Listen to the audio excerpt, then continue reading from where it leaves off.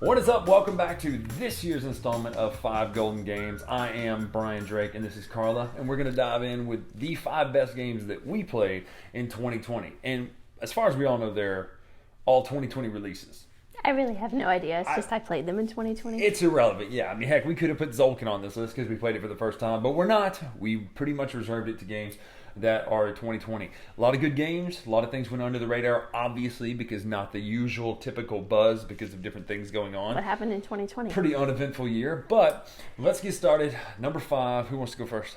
You can. I will start. My number 5 game is this one. It's a T game from one of the 2 T game people. That would be, this is Daniel, this is Tercy. This is Taiwan Tinsuyu. I'm sure I pronounced that wrong.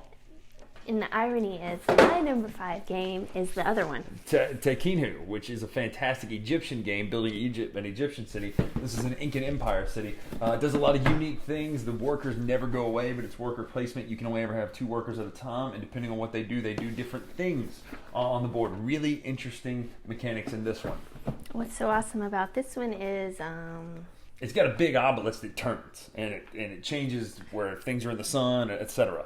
And the dice decide what you do, and I like that. Yeah, I mean, this is Danielle Tashini, who, Zolkin, Teotihuacan, these are all in that kind of same family of those T-Builder ones. So we loved both of these games this year. So that's my number 5, and that's her move to change number based on the sheet here. So those games are both great. Go get them. Very, very good. I may do a head-to-head of those 2 eventually, but we will see. Number 4. You go ahead and talk about your number 4 first. Number 4. Nobody else chose this in their top 5. Because they're wrong. This is an expansion, but to be fair, we got the base game. It's a smaller box, so I picked up the expansion. Right. Dinogenix, fantastic worker placement game based on building dinosaurs, the Controlled Chaos expansion. And who doesn't like dinosaurs? That's right, literally. And also somebody in our house put the box lid on backwards, and it drives me crazy. It's the worst. Upside down, who does that? But it's fun. You have a dinosaur part. Yeah, and you're building dinosaur, but the Controlled Chaos thing adds a whole water dinosaur board, and it really ups the ante for the game, if you ask me. I'll never play it without Controlled Chaos. Mm-hmm. So, really great expansion. Good pick for number 4. My number 4 is Nevada City. I'm always looking for Wild West games. And it's this too long. One, it's not too long. She's wrong. It's fun. It does ramp up in it's length, too long. though. Nevada City scratches that itch for a worker placement Euro game based in the Old West. It's not an Ameritrash game like Western Legends or Sandbox. It is a pure worker placement game, all about the Old West. You're not fighting and shooting. You're more doing the building a town in Nevada City for that. It's basically solitaire in the Old West. Yeah, I mean, there's a lot of solitaire to it. You're not really fighting each other, doing anything like that, but really, really, really solid, good game. You can increase your workers by marrying off your kids, and you get more actions, and they bring their own benefits. But it can last forever. The last couple turns can really ramp up in length, though, because each character's actions stretch and stretch and stretch as you get more families, more people involved in the family. So if you like worker placement games, though, that is a phenomenal one from Rio Grande Games. If you don't mind taking all day to play one. It's not that long. It's like 2 hours tops, but... that's my number 4. Number 3, you started. I'm thinking. My number 3 is actually her number 5, and that's Tequila. Tequila is a phenomenal game. Like we mentioned, you're doing the actions based on the dice that are available to choose, and if they're in the sunlight or if they're in the shade. There's a lot of different ways to get points. You can build those pillars and columns and all sorts of things like that. I love it. And I 3D printed a bunch of resources. And my number 3? Yes. Season 0 of Pandemic Legacy. I mean, we've only played a few games of it so far. But it's so good. You get to design your own person. Yeah. And that's just fun anyway. We don't want to spoil what's going on, but the setting is so good. A spoiler. No, I didn't say you were. I was about to spoil it, but the setting is phenomenal. The time period is great. It's in the 50s, 60s Cold War. And then, like she said, you actually get to start designing your character and stuff. It's really, really fun. So if you played 1 or 2, 0 to me is the best so far. Well, so far, I mean, 2 is probably the least best. Right, I agree with that. But that is, what is that, number 3? Pandemic Legacy Season 0. Number 2 is... Trails of Tucana. Trails of Tucana. It's like a roll and write, but it's not because there's no dice, so it's a flip and write. Like a roll and write, except you don't roll anything. You do There's write no dice at all. No dice. But you do write, and it's kind of fun because you're trying to connect little statues. And I'm told it's a Yeti, but it's definitely a cat that you're trying to connect to another non-Yeti, which is still a cat. He looks like a cat with a college sweatshirt on, I'm not going to lie.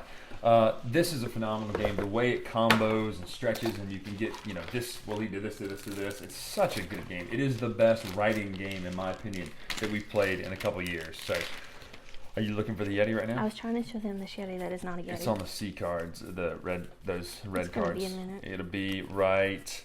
It's a red backed card, red face card, red face card, red face. There it is. Look, doesn't it look like he's wearing a college sweatshirt? I don't know how well you can see that. It doesn't. Just trust us. Yeti is a cat wearing a sweatshirt. It's definitely a cat carrying a club, but I'm told it's a Yeti. Cats are terribly evil and scary. You know that? That's called foreshadowing. My number 2, it was on my list last year, but since the American version came out, is Smartphone Inc. Wait a minute. Nope, he's kidding. He's definitely going to go with this. Gotta run in the best. This game gets me in so much trouble because everybody's like, why do you love this game so much? Oh, yeah, the Macho Man loves this game. I don't know if he would have probably, but this game is silly, stupid fun. I mean, isn't there Dusty Rhodes? Oh, the American Dream, Dusty Rhodes. You put hard times on my family, Ric Flair. We're going to put hard times on you for the American Dream, Dusty Rhodes. And I'm pretty sure there's Hulk Hogan. Hogan's in it. Warrior's in it. Oh, the Ultimate Warrior. Booker T's in it. Ric Flair. Do you like wrestling? Sting. I love wrestling. So this is a silly game. It is Royal Rumble. It's basically like Cosmic Encounter in a wrestling ring. It's so good. It's so dumb. It's so much fun. So that's my number 2 pick is WWE Royal Rumble. Which brings us to your number 1. Number 1 pick. Which we're trying to decide if it counts for last year. It counts. The release date is last year, so it probably came out in Europe last year. We just played this, and it was not on my list. Oh, honorable mentions first. Tang Garden was an honorable mention for me. It's sitting right here, but I don't feel like picking it up. This is an honorable mention for me. It's very good. The Red Cathedral. Red Cathedral's good. It uses, You're working together to build Russian churches. Yeah. And so, but it uses a little bit of a Mancala effect like Trajan. There's a bit of an inside there. Uses a little Mancala almost using dice like Trajan, but it's so good. And you're working And together look, to build. the lid's on upside down again, so here's the back of the box. Tower roll. But you're building this actual cathedral that I changes. love games where you take the dice and move them around like Trajan. Well, yeah, and I like a game like this where you're actually building a physical shape on the board. So there. you're working together to build a cathedral, but you just have to build more stuff on the one cathedral to win. Build better. Be better builder. Be like me when we play this game, not you. Be better than Bryan. That's basically the life motto for everyone. And a lot of people are. So Tang Garden for me was great. It's a beautiful looking game. Tom does not like Tang Garden, and he is wrong. It's a great. It's too heavy. I'm not going to pick it up. A lot of 3D I brought it out pieces. A lot of 3D pieces. A lot of heavy, nice, beautiful looking art. Everything's 3D based. It's grid based. You look across and you set up your things based on your characters and all that sort of stuff. Really cool and interesting tile laying game with some 3D elements that are really great.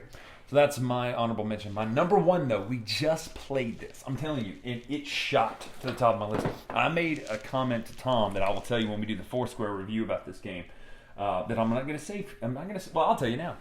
This might replace Agricola and Caverna and Feast for Odin for me. This might be my favorite. None of those things are accurate. Howler Tile is a great game. It is a phenomenal game. It's a fantastic game. It's a engine builder that pays off every round, and you plant. And you don't have to feed farmers. You don't. In fact, you're just. I mean, you have cheerful. to slaughter sheep sometimes, but you don't have to starve your Agricola workers. No, everything's cheerful. It's so like nice. Things are nice and friendly. There's even a fallow field crop rotation system in it where if you don't plant on something, your field gets better. I love it. It's so good. But that is enough about my number 1. Let's go to Carla's number 1 and the foreshadowing from earlier. Speaking of wonderful kitty cats. Meow. It's the best. It's the Isle of Cats, or if you say it fast enough, I love cats. It's almost subliminal to where I love cats. And we now have a cat. I love cats. Because we played this game. I love cats. See, it gets in your head and you become like a zombie. We have a cat who is he's mean, but he's cute. And I call him my little buddy. So it's the Isle of Cats. Great tile placement. Our 6-year-old plays it. On the family version. The family version is really good though because you feel like you're still getting a full experience even if you're playing with your kids. But the full game is really intense. It's the best polyomino game there is in my opinion. Baron Park and all those are great, but that one's the best because of the goals and the cards and how the cards play and all that sort of stuff. I think it's just because you love cats.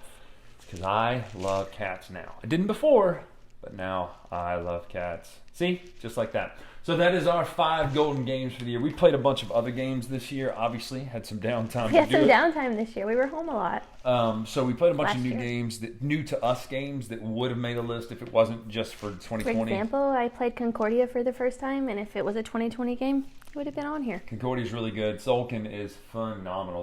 That's one of my favorite games. But they're of all not 2020 games. But they're not. But if you want to know how I felt about some of those games, I did a top 100 this year. You can check that out right here on the Dice Tower. Which reminds me, when this goes up, the Kickstarter's starting this week. Tom didn't ask me to say anything about it, but I'm going to. Make sure to support the Kickstarter. Really make it the best year for the Dice Tower there is. But that's enough from me. I'm going to let Karla give it the last word, and we're going to get out of here. Perfect. We'll What see. did you want me to say? I thought we were done. Anyway, thanks for following at Bryan. No, well, that's if you want to see the magic, but it's at Dice Tower Bryan. Until next time, we'll see y'all. Bye.